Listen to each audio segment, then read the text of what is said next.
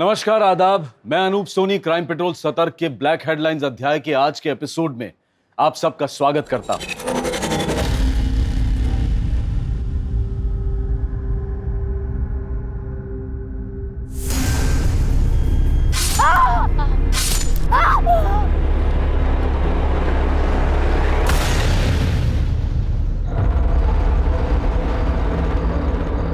तो सेठ लोगों, यो है आज की बोली जो 15,000 से शुरू हुए हैं। तो लगाओ 16,000, 17,000 और बढ़ो 25,000। ये बात 25,000 से आगे कोई है कि निकल गई सबकी हवा? तो ये सौदा 25,000 में तय हुआ। आजा हुकुम, ले जाओ। तो आज की बोली यो रही 25,000 की, और यो है आज की दूसरी बोली 16 साल की छोरी। देख रहे हो ऊपर से नीचे तक, लगा बोली। 5,000, 6,000 है? निकाल भिखारी को। 15,000। 15,000 से आगे कोई? बस। और कोई? हुकुम, ये हमारी छोरी से, इसने भी हमारे साथ ले लो ना। 20,000। 20,000 से आगे? ये लो हुकुम, ले जाओ। तो आज की यह बोली दोनों माँ बेटी का 45,000 में सौदा तय हो गया। मासा, छोरा। हुकुम, बस एक आखिरी एहसान कर दो ना हमारे पे। हमारे छोरे ने भी साथ ले लो ना। इसमें खरीदने के लिए आपने पैसे नहीं देने पड़ेंगे। ये तो मुफ्त में आ जाएगा।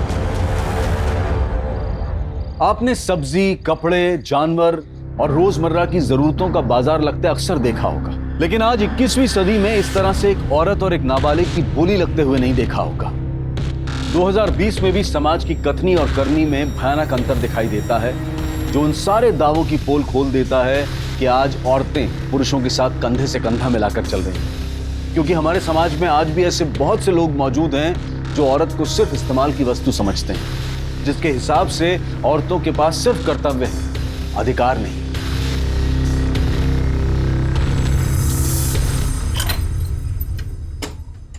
आ जाओ बेटा, आ जाओ। आओ, आओ। सामान वामान सब रख दो यहाँ पर, ठीक है?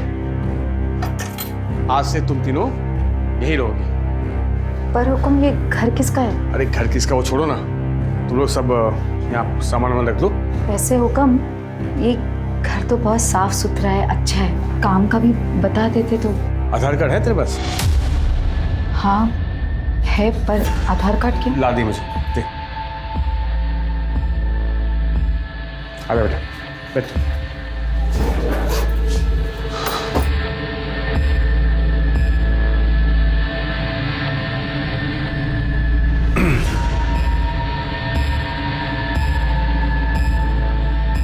मैं एक काम करता हूँ, घर का कुछ ज़रूरी सामान लेकर आता हूँ, तब तक तुम लोग आराम करो।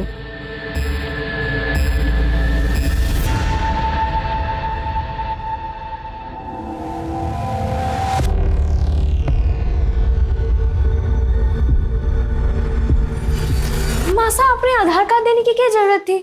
बोल देते ना नहीं है। अरे छोरी, हमारा दिमाग नहीं चला ना उस वक्त। उन्होंने मांगा, मैंने दे दिया। दिमाग ना चला मतलब? थारी इन्हीं हरकतों की वजह से आज हम यहाँ हैं। क्या जरूरत है आधार कार्ड देने की? तो छोरे, शांति रख। वहाँ कौन से मजे में थे? अरे ना काम था ना खाने को था। हम दोनों ने ना भूखा नहीं मारना चाहती, इसलिए यहाँ आने के लिए राजी हो गई। और तुम दोनों मने खामखा में सुना रहे हो। चलो कोई ना, सब ठीक हो जाएगा। कैसे ठीक होगा? अब तो तुमने आधार कार्ड भी दे दिया, अब तो मैं ऐसे भाग भी ना सकते।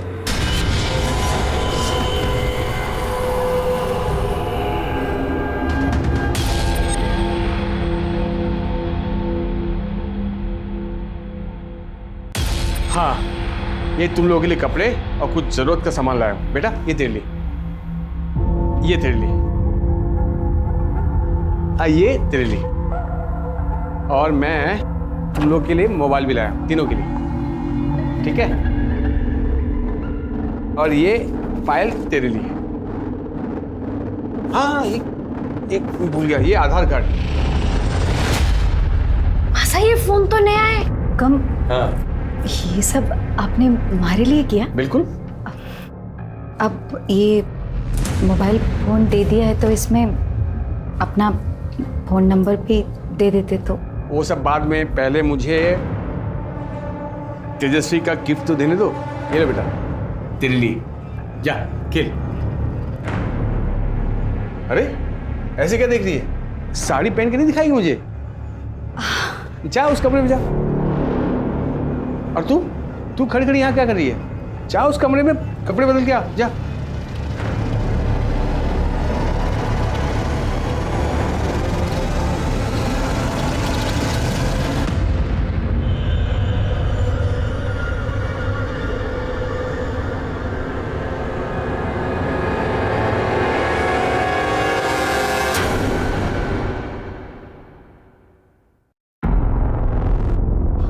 आप यहाँ क्या कर रहे हो?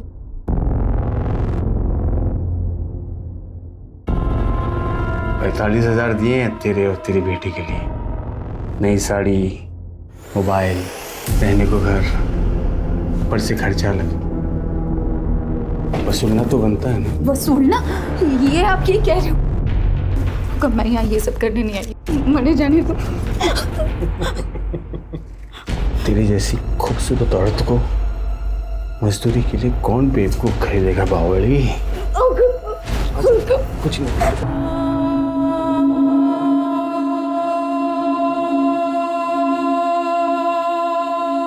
मासा, देखना कैसी लग रही हूँ। पायल उतार दे ये कपड़े और अपने पुराने कपड़े पहन ले। क्यों? हर सवाल का जवाब देना जरूरी ना है। तन्ने मुंह फुला के बैठना है ना, तू बैठ। मारे तो घूमने जाना है, मैं चल। पायल तू सुन नहीं रही मैं क्या कह रही हूँ? पायल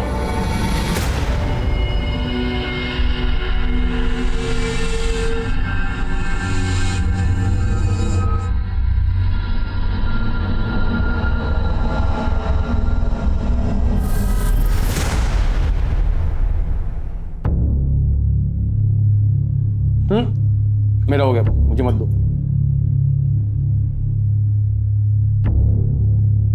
एक बात पूछनी थी। रोज रात में तो आप हमारे साथ तो रहते नहीं, तो फिर कहाँ जाते हो?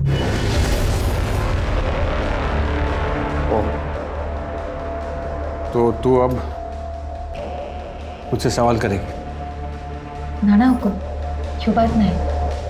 बस मैं तो ये जानना चाह रही थी कि अगर हमारे साथ नहीं रहते तो फिर किसके पास जाते हो?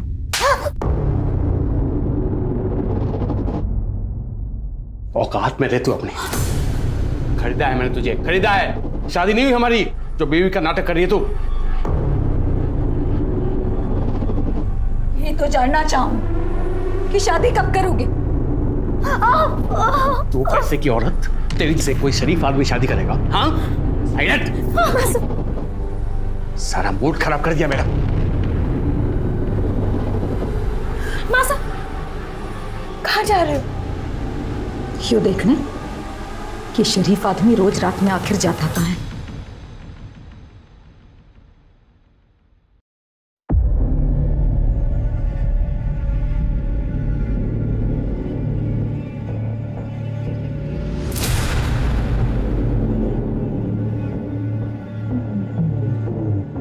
कहाँ गई थी तू? बाजार गई थी। ये लोग कौन है? चल अंदर जा, जा। हाँ, मगर ये है कौन? चल बताता हूँ, चल चल।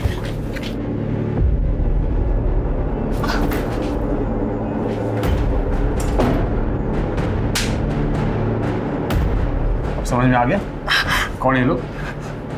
क्या डिटेल में समझाऊं? मासा चलो यहाँ से, चलो।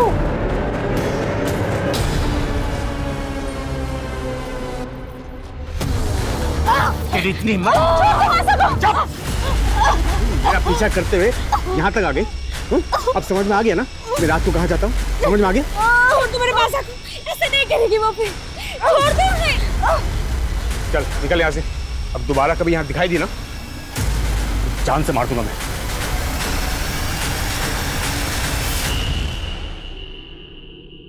मिश्रा, मुझे पता लगा है पॉलिटिकल फंक्शन में तुमने फोर्स कम भेजी, ऐसा क्यों? सर बाकी की फोर्स मैंने सिविल हॉस्पिटल में भेजी है। सर, गौतम नगर के पीछे वाले एरिया में एक डेड बॉडी मिली है। चलो गाड़ी निकालो। महेश, आरती, चलो। मारी मासा सब मारी मासा और दीदी पता नहीं कहाँ चली गई है। सब उन्हें ढूंढना। घबराओ नहीं, आराम से बताओ क्या हुआ तुम्हारी मासा और दीदी को? मारी मासा और दीदी 2 दिन पहले घर से निकले थे, अब तक वापस नहीं आए। घबराओ नहीं, हम ढूंढ लेंगे तुम्हारी मासा और दीदी को। दामिनी, बच्चे को पानी वानी पिला के इसे शांत करो, इसकी स्टेटमेंट ले लो। जाओ बेटा दीदी के साथ। मिश्रा चलो।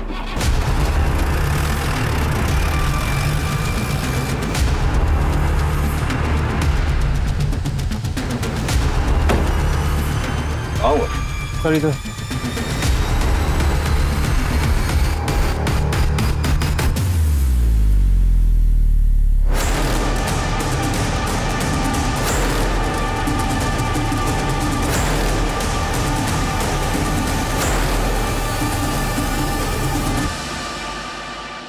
सर बॉडी पर चाकू जैसे किसी चीज से वार किए गए, लेकिन इतने सारे, पीठ पे, गले पे, चेहरे पे, हाथों पे। मल्टी होने वाला इस हद तक नाराज था, इस हद तक नफरत करता था, कौन हो सकता है? शायद इसका कोई चाहने वाला या फिर इसका पति। बापू नहीं है हमारा, कुछ साल पहले मर गए थे। मासा और दीदी है, और कुछ टाइम पहले वो हुकुम हमारे को यहाँ ले आए। हुकुम कौन? पूरा नाम क्या है उनका? नाम तो ना पता हमारे को, सब उन्हें हुकुम ही कहते हैं। कहाँ से ले आए थे वो तुम्हें? सर पहनावे से तो लग रहा है कि राजस्थानी है। खून भी सूख चुका है, बॉडी जिस कंडीशन में है देखकर लगता है कि मर्डर 2-3 दिन पहले हुआ। मासा परसों सुबह घर से निकली थी, और जब वो वापस नहीं आई तो अगली सुबह पायल दीदी उन्हें ढूंढने चली गई, और आज पायल दीदी भी घर नहीं आई। मोबाइल फोन है दोनों के पास? हाँ, पर कोई फायदा नहीं। मैंने बहुत कोशिश की, पर दोनों का फोन बंद आ रहा है। सर हमने आसपास अच्छे से चेक कर लिया, पर कहीं कोई मोबाइल, पर्स, आईडी या मर्डर वेपन वगैरह कुछ भी नहीं मिला। सर बॉडी पे जबरदस्ती के कोई निशान नहीं है, रेप नहीं हुआ है, बाकी रिपोर्ट आने पर ही पता चल पाएगा। मिश्रा, बॉडी की फोटोग्राफ लो और आसपास के थानों में सर्कुलेट करा दो, शायद इसकी मिसिंग कंप्लेंट दर्ज हुई हो। यो हमारी मासा है और यो पायल दीदी।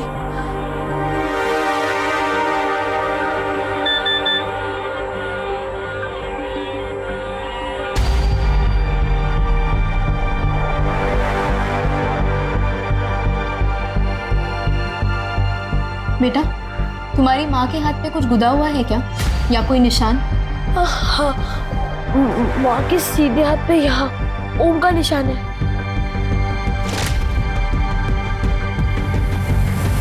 बेटा, अभी मैं तुम्हें कुछ दिखाने वाली हूँ, घबराना नहीं, ध्यान से देखो और मुझे बताओ कि यही तुम्हारी माँ है? मासा, यो हमारी मासा। इन्हें क्या हुआ दीदी? मासा को क्या हुआ? मासा ऐसे लेटी। शांत हो जाओ। मासा जागो, मासा, मासा, मासा। सर आज तक अपने करियर में मैंने ऐसा केस नहीं देखा, एक 12 साल के लड़के को अपनी माँ की बॉडी की शिनाख्त करनी पड़ी। मिश्रा, जाहिर सी बात है, इस बच्चे तेजस्वी का सदमा बहुत गहरा है, हम चाह के भी इसका दुख कम नहीं कर सकते।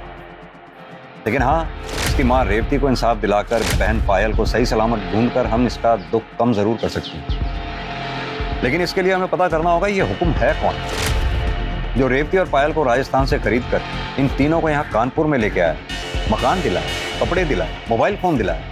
मिश्रा तुम एक काम करो, पता करो ये तीनों नंबर किसके नाम पे रजिस्टर हैं, शायद इसी के जरिए हम उस हुक्म तक पहुंच पाएं और पायल को सही सलामत ढूंढ पाएं। ठीक है सर।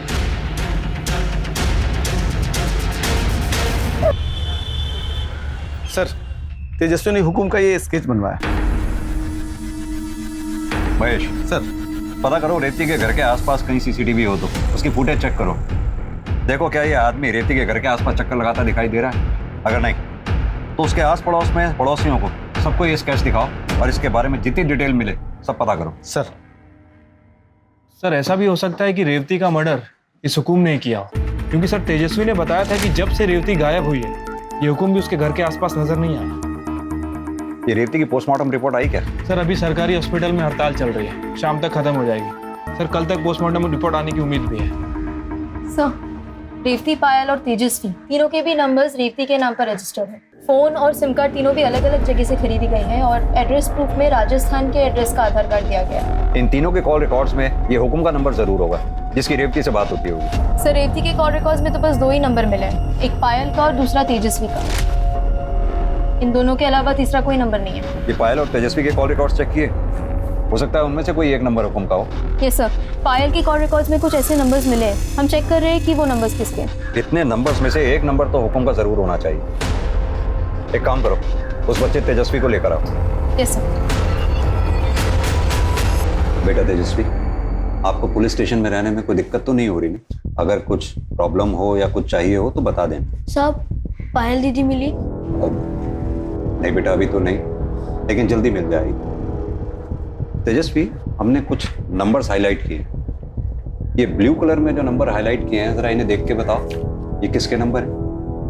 पता नहीं साहब, पर ये शिव और लाखन के ही होंगे, क्योंकि हमारे से अलग दीदी इन दोनों से बातें करती थी। बेटा ये दोनों रहते कहाँ पर हैं? घर तो नहीं पता साहब, पर हमारे घर के आसपास ही देखा है मैंने इन्हें। इन्हें देखोगे तो पहचान लोगे? हाँ।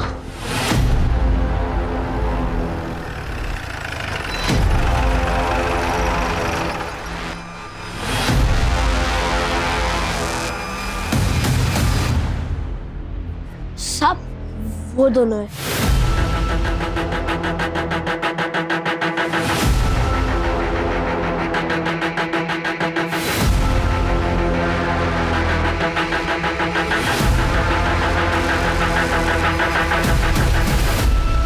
साहब हम और पायल दोस्त थे, वही हमको बताई थी कि उनके यहाँ जो एक आदमी आता था उसको ये सब हुक्म करके बुलाते थे। क्या यही है वो आदमी? हाँ साहब यही है। तुम दोनों पायल से दोस्ती का नाटक कर रहे थे ना? चल क्या रहा है ये सब? कहाँ गायब है पायल? क्या जाने कहाँ है साहब, हम खुद उसे 2 दिन से खोज रहे हैं। और तू कितने दिन से खोज रहा है पायल को? तू भी तो उसे फोन करता था ना, दोस्त है उसका। काहे की दोस्ती साहब, वो तो हमको घास भी नहीं डालती थी, सारा दिन फोन करते रहते थे मगर फोन नहीं उठाती थी। वो तो सब सिम को ही बढ़ावा देती थी बस। दोनों का बराबर चुम्मा चाटी चलता था साहब। हम भी समझ गए थे कि वो भी दुनिया के जैसी है, हम विकलांग को काहे चुनेंगे। टुकुर टुकुर का देख रहा है बे? तू तो सब जानता है ना, बताता काहे नहीं सबको? बच्चे से नहीं मुझसे बात कर। क्या कह रहा था? पायल तुझे घास नहीं डालती थी इसीलिए तूने पायल को गायब कर दिया? हम कुछ नहीं किए साहब। साहब ये सही बोल रहे हैं, पिछले 1 महीने से हमारा प्यार था, फोन पे बातचीत, मैसेज खूब चल रहा था। ये देखिए साहब, वो खुद भी हमको मैसेज करती थी। क्या पायल ने तुम दोनों को ऐसा कुछ बताया था जो उसके गायब होने की कोई खास वजह बन सके? बताई तो नहीं थी साहब, पर हम खुद देखे थे उसके साथ जो हुआ था। कब हुआ था ये? अब पायल के गायब होने के 1 दिन पहले। हम समझ गए थे उसके साथ जो कुछ हुआ है सबका उस पर बहुत बुरा असर हुआ होगा, इसलिए मुझसे मिलना चाह रहे थे, उसे थोड़ा सांत्वना देने के लिए। बेटा तेजस्वी, तुम इस बारे में पता था? नहीं माँ साहब, दीदी ने मैंने कुछ ना कही। तो तुम दोनों ने उस आदमी का चेहरा नहीं देखा जिसने पायल का रेप किया था? नहीं साहब। अब तो हम सब कुछ बता दिए, जाएं क्या? नहीं, तुम दोनों तब तक नहीं जा सकते जब तक ये साबित ना हो जाए जो कहानी तुमने सुनाई है वो सच है, और पायल के गायब होने में तुम दोनों का कोई हाथ नहीं।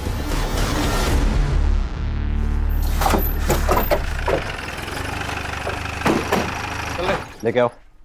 सर रेवती के घर के आसपास की सीसीटीवी फुटेज आ गई जिसमें ये हुक्म साफ साफ दिखाई दे रहा है।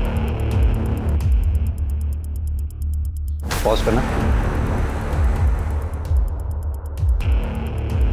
प्ले करो। ये बाइक के नंबर प्लेट पे जूम करना था। अब यही आदमी हमें इस हुक्म तक पहुंचाएगा। आरटीओ से इस बाइक की डिटेल्स निकलवाओ। ये जो कोई भी है इसे उठा के ले आओ। सर हमारा नाम गोपी है और ये आदमी हमें ही है। ये हमें पता है।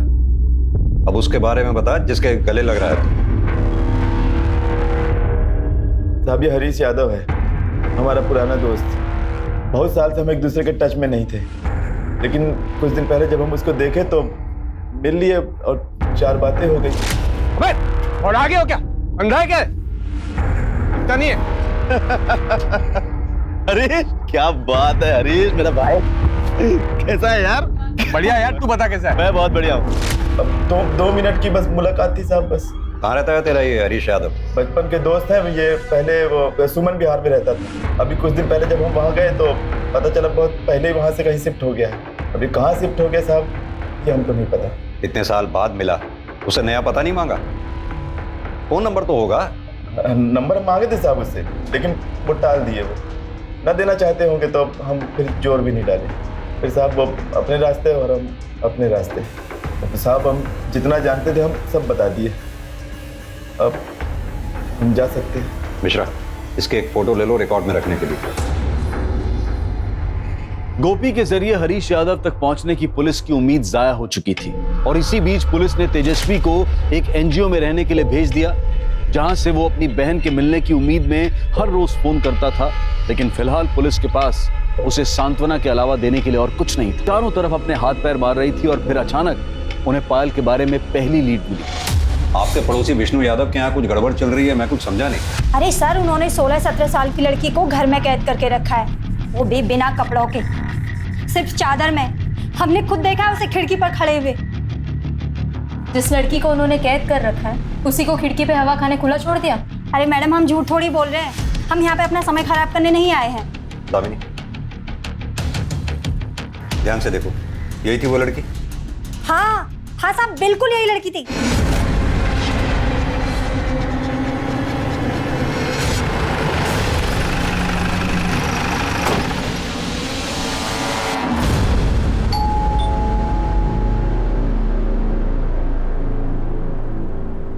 मुझे चाहिए साइड।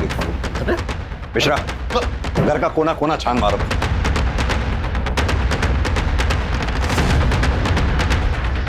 सर बताएंगे आप क्या ढूंढ रहे हैं? आप हमें अपना काम करने दीजिए। पर हुआ क्या? क्या चाहिए आप लोगों को? सब पता चल जाएगा।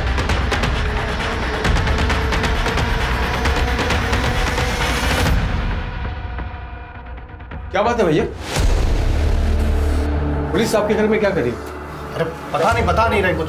जिसे हम सारी दुनिया में ढूंढ रहे हैं वो खुद ब खुद चल के हमारे पास आ गया। क्या? मैं कुछ समझा नहीं, आप क्या बोलना क्या चाहते?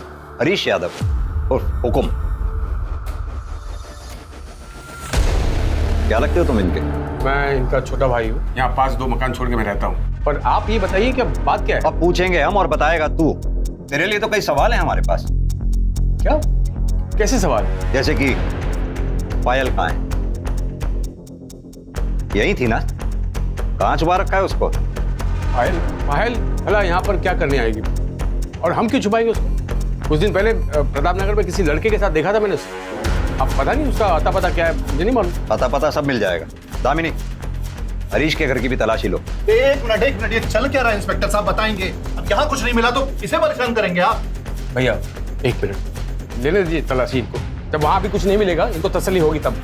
वैसे भी हम कुछ कहेंगे इनको, हमारी बात सुनने नहीं वाले। क्यों नहीं सुनेंगे? तू अगर सच बोलेगा जरूर सुनेंगे।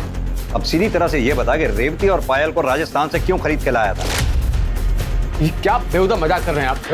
सर मैं एक लेबर कॉन्ट्रैक्टर हूँ भैया, आप बिल्डिंग के कॉन्ट्रैक्ट लेते हैं। हमारे यहाँ पर सारे राज्य के मजदूर आते हैं। रेवती भी आई थी कहीं से मजदूरी के लिए। ये पास वाली बिल्डिंग में हमारा काम चल रहा था, मंदी की वजह से उसे बंद करना पड़ा हमें। सर मेरी शराफत देखिए, रेवती 2 बच्चे लेकर आई थी ना, उसे मैंने प्रताप नगर में घर दिया रहने के लिए, राशन भरवाया उसके लिए, सब कुछ किया। आप मुझ पर इल्जाम लगा रहे हैं।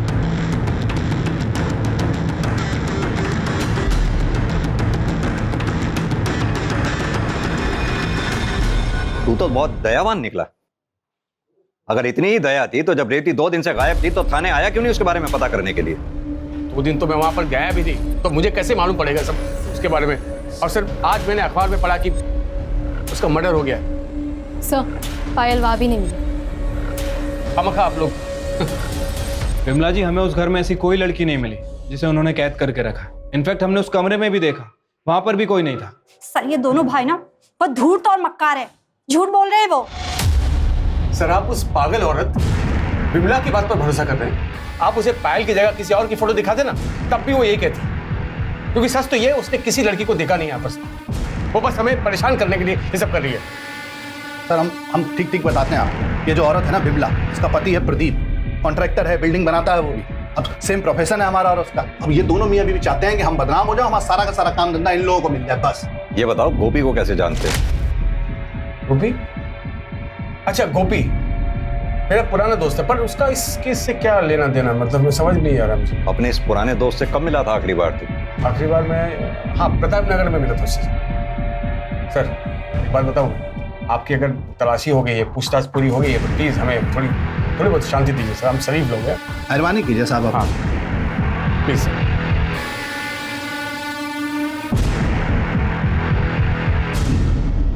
ये हरीश यादव का कच्चा चिट्ठा निकालो, कॉल रिकॉर्ड्स, मोबाइल रिकॉर्ड्स सब निकलवाओ, और ये विमला ठाकुर की क्या कहानी है पता करो। सर विमला ने यादव परिवार पे जितने भी इल्जाम लगाए थे सारे के सारे बेबुनियाद थे। वो ये काम उन दोनों भाइयों को फंसाने के लिए कर रही थी। यानी कि विमला ने किसी लड़की को खिड़की में देखा है, ये बात झूठ भी हो सकती है? हो सकती है सर। चाहे ये लड़की वाली बात झूठ भी हो, लेकिन फिर भी इन यादव भाइयों के बीच कुछ तो चल रहा है। मैंने नोटिस किया जब हम हरीश और विष्णु से बात कर रहे थे तो हरीश की बीवी बीना यादव कुछ घबराई हुई थी। ये पोस्टमार्टम रिपोर्ट अभी आई है नहीं? सर अभी तक हड़ताल कंटिन्यू चल रही है। वैसे मेरी डॉक्टर से बात हो गई है, उनका कहना है कि जैसे ही हड़ताल खत्म होगी वो हमें रिपोर्ट भेज देंगे। ये हरीश के कॉल रिकॉर्ड्स और मोबाइल लोकेशन रिकॉर्ड से कुछ पता चला कि मर्डर के समय वो कहाँ पर था? सर कुछ खास तो पता नहीं चला। सर अगर थोड़ी समय के लिए मान लेते हैं कि रेवती का मर्डर 26 फरवरी को दोपहर से रात के बीच में कभी हुआ होगा, सर उस टाइम इनफैक्ट उसके एक दिन बाद 1 बजे तक हरीश के फ़ोन की लोकेशन उसके घर की ही थी। हाँ तो ये भी तो हो सकता है कि हरीश ने अपनी एलिबाई क्रिएट करने के लिए मोबाइल घर पर छोड़ दिया हो, और कुछ सस्पिशियस जो कॉल रिकॉर्ड से निकला हो। गोपी हम तो झूठ बोल रहा था सर, उसके पास हरीश का कॉन्टैक्ट नंबर नहीं था, लेकिन हरीश के कॉल रिकॉर्ड सच्ची कहानी बयान कर रहे। गोपी पिछले 1 महीने से हरीश से बात कर रहा था। उठा के लाओ इस गोपी को। सब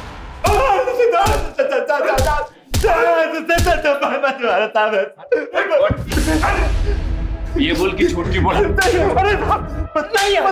दो साहब, एक दिन हरीश को प्रताप नगर में देखे तो हम हैरान हुए कि वो यहाँ कर रहा है, क्योंकि साहब वो तो कानपुर की बहुत बढ़िया कॉलोनी में रहता था। तो साहब हम उसके ऊपर नजर रखनी शुरू कर दी है। फिर एक दिन हम जानबूझकर उससे ऐसे टकराए जैसे कि अचानक मिले। बढ़िया यार, तू बता कैसा है? मैं बहुत बढ़िया हूँ। प्रताप नगर में क्या कर रहा है?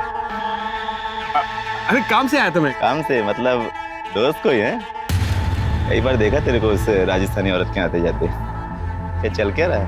वो गरीब औरत है यार, पति नहीं, 2 बच्चे हैं, तो थोड़ी बहुत मदद कर देता हूँ यार, बस इंसानियत के तौर पर यार। तू तो जानता मैं शादीशुदा हूँ। अब हरीश अच्छी तरह जानता था कि वो हमको मना नहीं कर सकता, नहीं तो हम उसकी पोल खोल देंगे। तो हम उससे पैसे हटने लगे। फिर हमको लगा कि पैसे से ज्यादा हमें और भी कुछ मिल सकता है।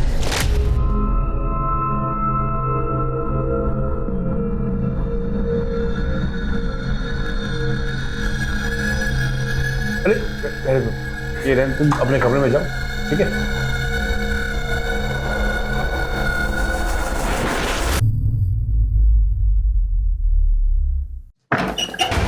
सब आप यहाँ क्या कर रहे हो? हैरान क्यों हो रही? बताया नहीं क्या हरीश तुमको? हाँ आप जाओ यहाँ। अम्मा कसम खा के कह रहे हैं साहब, हम सिर्फ एक ही बार सोए थे उसके साथ। रेप कहते हैं उसे, और जब दूसरी बार रेवती ने तेरा शिकार होने से मना कर दिया तो तूने उसे मार डाला। भगवान सब नहीं मारे साहब, क्योंकि तुम्हारा की तो नौबत नहीं आई इससे पहले। वो मैं क्यों मारूंगा सर उसको? मेरा तो रेवती के साथ अफेयर चल रहा था। अफेयर नहीं चल रहा था, तूने रेवती को अपनी हवस मिटाने के लिए खरीदा था, और न तू सिर्फ उसका इस्तेमाल कर रहा था बल्कि औरों से भी रेवती का इस्तेमाल करवा रहा था, जैसे कि गोपी। झूठ बोल रहा है सर, वो कभी ना 1 नंबर का। रेवती ने मुझे बताया था कि वो गोपी ताक झाक करते हुए उसके घर तक गया था, और उसे अकेला देखकर उसके साथ जबरदस्ती की। वो बिल्कुल टूट गई थी सर। मैं तो यहाँ तक सोचा कि अगर मैं इससे शादी कर लूँ तो शायद उसका दुख कम हो जाए, लेकिन मैं ऐसा करता इससे पहले कि वो गायब हो गई सर। और 2 दिन बाद अखबार में खबर मिली कि उसका मर्डर हो गया। आपको बता नहीं सकता कितना झटका लगा मुझे सर। अगर इतना ही बड़ा झटका लगा था तो तू पुलिस स्टेशन क्यों नहीं आया उसके बारे में पूछताछ करने के लिए? ना ही तूने उसके बच्चों की सुध ली। पायल और तेजस्वी को ढूंढने में प्रतापनगर गया था, पर वो दोनों वहां नहीं थे, चले गए थे कहीं। और आप ही ने तो बताया कि पायल लापता है। अब तक तेजस्वी का भी पता नहीं चल रहा, कुछ पता नहीं सर कहाँ होगा, कैसा होगा। बड़ी चिंता हो रही है मुझे उसकी। उसकी चिंता मत कर, वो जहां कहीं भी है सुरक्षित है।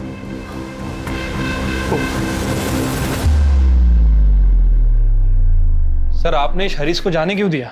साफ साफ दिख रहा है सर सीधा बनने की कोशिश कर रहा है। समझ तो मुझे भी आ रहा है मिश्रा, लेकिन इस हरीश के खिलाफ हमारे पास कोई ठोस सबूत भी तो नहीं है। सर ऐसे तो सबूत शिव और लाखन के खिलाफ भी नहीं है। छोड़ दो उन्हें। लेकिन सर देखो मिश्रा, इन तीनों का कनेक्शन पायल से है, तो पायल जरूर इन तीनों में से ही किसी एक के पास होगी। ये जानने के लिए थोड़ा बहुत तो रिस्क लेना ही होगा। सर मुझे लगता है कि हमें यादव परिवार की औरतों से भी बात करना चाहिए, क्योंकि अगर ये विमला सच बोल रही है मेरे ख्याल से इन औरतों को भी कुछ ना कुछ पता होगा। नहीं मिश्रा, मुझे नहीं लगता यादव परिवार की औरतें अपना मुंह खोलेंगी। मुझे तो वो भी विक्टिम ही नजर आती हैं।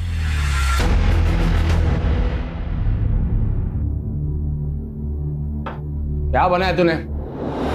ना नमक है ना मिर्च, एक खाना नहीं बनता तुझसे।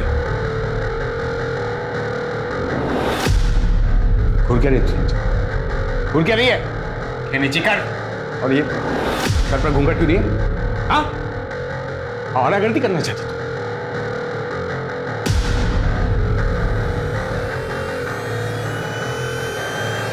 बस अब बहुत हुआ।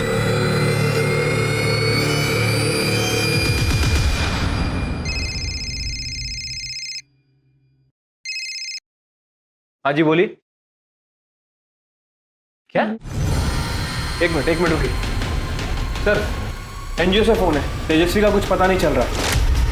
उन्होंने आसपास बहुत ढूंढा, कहीं मिल नहीं रहा। व्हाट? तेजस्वी के नंबर पे कॉल करो।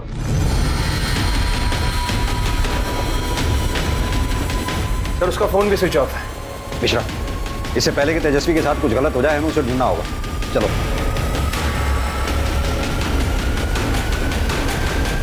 तेजस्वी,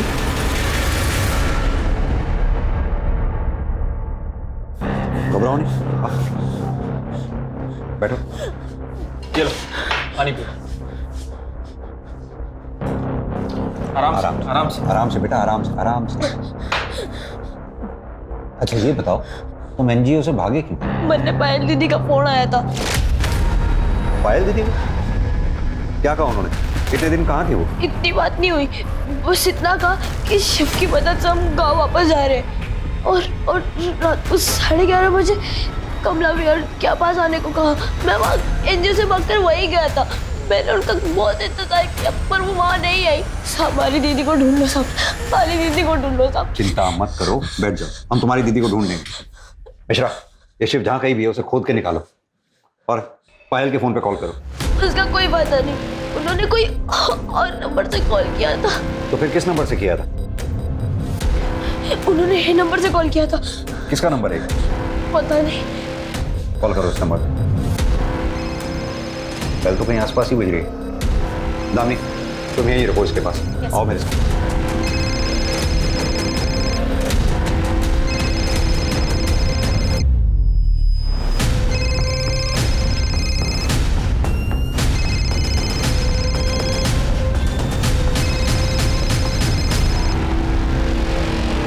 सर 27 मई की शाम को पायल अपनी माँ रेवती को ढूंढने के लिए हमारे घर पर आई थी। फिर हरीश ने बोला कि वो उसकी माँ को ढूंढेंगे और फिर ये भी बोला कि जब तक उसकी माँ नहीं मिलती है पायल हमारे घर पर रह सकती है और अपने छोटे भाई को भी ला सकती है। मगर ये सब वो सिर्फ उसे बेवकूफ़ बनाने के लिए बोल रहा था। उसके बाद हरीश ने विष्णु के घर में ले जाकर पायल को कैद कर दिया।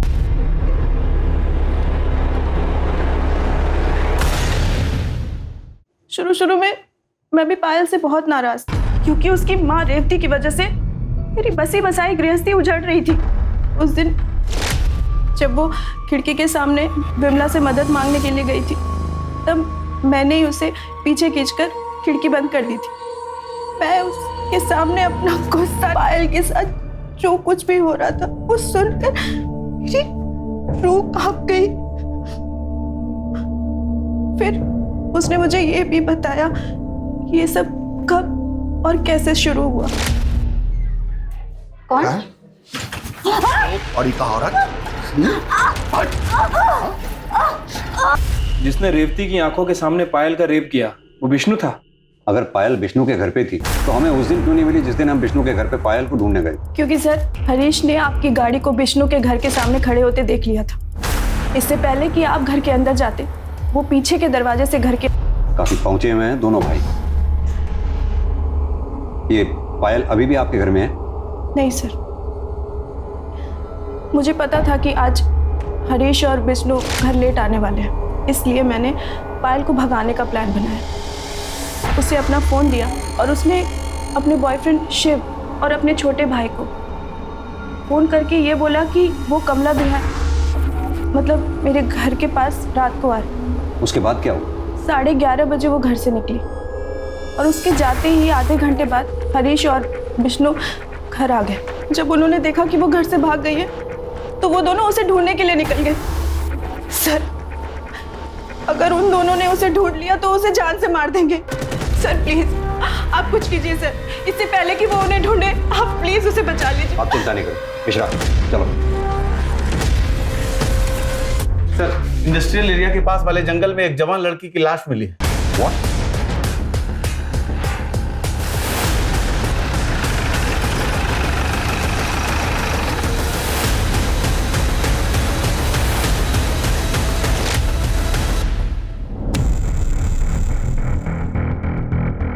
सर इसे भी रेवती की तरह किसी धारदार हथियार से मारा गया। सर इसकी बॉडी पर भी बहुत सारे जख्म हैं। दामिनी, बॉडी चेक करो। Yes sir.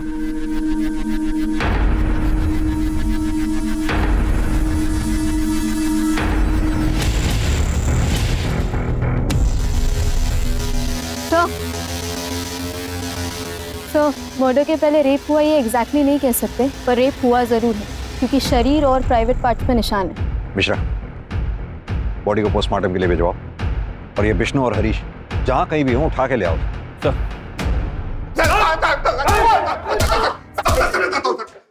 मैं सब सच बताता हूँ। पायल भाग गई थी, हम लोग डर गए थे। हम दोनों भाई बाहर जाकर पायल को ढूंढ रहे थे, बहुत ढूंढा सर, लेकिन वो नहीं मिली। तो थकार के हम लोग वापस आ गए थे। वापस बोला था ना, झूठ मत बोलना। इतनी रात को सीसीटीवी फुटेज में सिर्फ एक गाड़ी इंडस्ट्रियल एरिया की तरफ जाते हुए दिखाई दी, जो गाड़ी तुम दोनों की है। और इतना ही नहीं, उस गाड़ी में खून भी मिला है, जो फॉरेंसिक रिपोर्ट आने के बाद क्लियर हो ही जाएगा कि वो खून पायल का है, उस पायल का जिसे तुम दोनों भाई दिन रात रेप करते रहे। उसकी बॉडी, कपड़े, तुम्हारा डीएनए एक बार अगर मैच हो गया ना, तुम्हारा बाप भी सच बोलेगा। सर, हमने रेप किया सर, लेकिन मारा नहीं सर। ये सच है सर। पायल उसकी माँ को ढूंढते हुए हमारे घर आई सर। हमने उसको अपने घर में कैद कर लिया सर। आगे बोल। उसका फोन छीन कर उसको ऑफ कर दिया ताकि वो बाहर वालों से कांटेक्ट में नहीं रह सके। एक गुनाह तो कबूल कर लिया तुम दोनों ने, अब मर्डर के बारे में भी सच बोल दो, वरना इसे देख रहे हो ना मिश्रा, खाल उधेड़ देगा तुम दोनों की। सर मैं सच बोल रहा हूँ सर। हमने बस उसका रेप किया सर, उसको मारा नहीं सर। तो हमने अपनी जान बचाने के लिए उसकी लाश को गाड़ी में रखी और वो इंडस्ट्री के पास जाके फेंक दी ताकि हमको कोई शक न कर सके हम पर। इनको इतनी बुरी तरह से तोड़ो सारी गर्मी निकल जाए। दोनों भाइयों ने एक ही रट लगा रखी है सर, रेप किया लेकिन मर्डर नहीं। ये दोनों हमें गुमराह करने की कोशिश कर रहे हैं ताकि मर्डर के चार्जेस से बच जाए। लेकिन सवाल अब भी वही उठता है कि अगर ये दोनों सच बोल रहे हैं तो फिर रेवती का मर्डर किया किसने? पुलिस के सामने रेवती और उसकी बेटी पायल की हत्या की एक गुत्थी थी जो सुलझ नहीं पा रही थी। संदिग्धों की लंबी लिस्ट थी, लेकिन बिना किसी सबूतों के किसी एक को दोषी मानना बहुत मुश्किल हो रहा था। एक मुश्किल यह भी थी कि हड़ताल की वजह से पोस्टमार्टम रिपोर्ट नहीं आई थी जिससे जानकारी साफ हो पाती। इसलिए पुलिस ने यह तय किया कि अर्जेंट बेसिस पर पोस्टमार्टम के लिए दोनों बॉडीज को लखनऊ भेजा जाए। सर, पीएम रिपोर्ट आ गई। फाइनली आई गई? हाँ सर, पायल का जब मर्डर हुआ वो प्रेग्नेंट थी और सर दोनों के साथ गैंगरेप हुआ है। सर दोनों के साथ गैंगरेप हुआ है।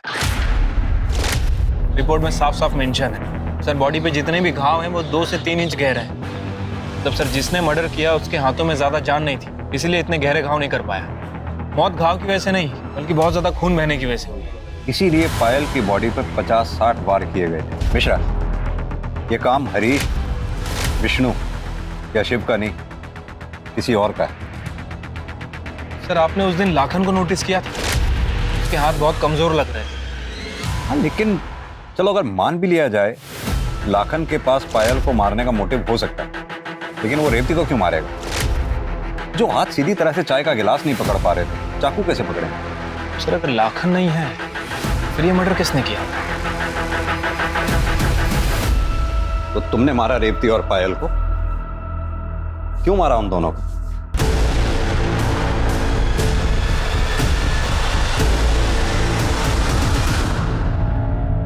मारे को बिल्कुल अच्छा ना लगा था जब कोई हमारी मासा की बेइज्जती करता था। वो हुकुम 2 पैसे की औरत कही थी उसने हमारी मासा को। 2 पैसे की औरत? मुझे तो उस दिन शिव और लाखन से पता चला था कि दीदी के साथ भी जबरदस्ती हुई थी। मासा गुस्से में हुकुम से बात करने घर से निकली और उसका कुछ फायदा नहीं था, इसलिए मैंने उनका पीछा किया और गौतम नगर के पास पहुंचते ही जब मासा घर ना लौटी तो पायल दीदी बहुत घबरा गई थी। वो घर से निकली और कही कि मासा को ढूंढने जा रही है, फिर वो भी वापस ना आई। फिर मैं आपके पास उसके गायब होने की शिकायत लिखवाने आया। जब मुझे पायल दीदी का फोन आया तो उसने मुझसे कही कि हम गांव वापस जा रहे हैं। मैं बहुत खुश था, उसकी कही हुई जगह पर उससे मिलने भी गया। दीदी, तेजस्वी,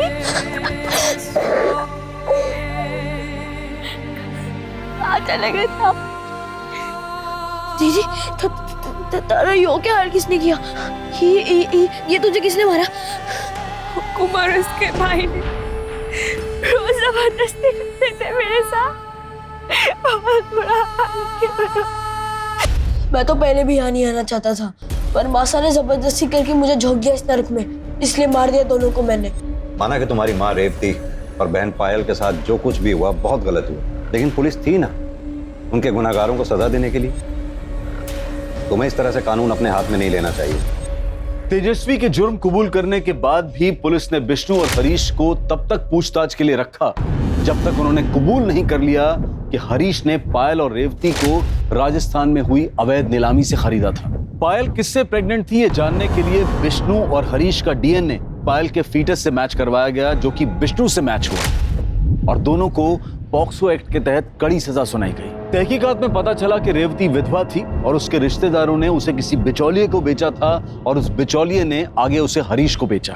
बेशक तेजस्वी की कच्ची उम्र अपराधी और निर्दोष में फर्क नहीं कर पाई, जिसके कारण उसने अपनी ही माँ और बहन की हत्या कर दी, लेकिन उस मासूम की इस मनस्थिति के लिए वो सभी लोग जिम्मेदार हैं जिन्होंने उसे इस हाल में पहुंचाया।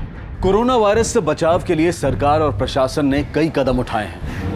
हम सबके लिए बहुत जरूरी है कि हम उनके दिए गए निर्देशों का सही तरह से पालन करें, अफवाहों पर विश्वास न करें, डर का माहौल न फैलने दें। हमें पूरा विश्वास है कि हम सब एक साथ मिलकर इस आपदा को जड़ से मिटाने में सफल रहेंगे। अब मैं अनूप सोनी आपसे विदा लेता हूं। फिर मुलाकात होगी क्राइम पेट्रोल सतर्क के ब्लैक हेडलाइंस अध्याय में एक और नए केस के साथ। और याद रखें, क्राइम और आपके बीच में सिर्फ इतना फर्क है कि आप कितने सतर्क हैं। सतर्क रहें, सुरक्षित रहें। जय हिंद।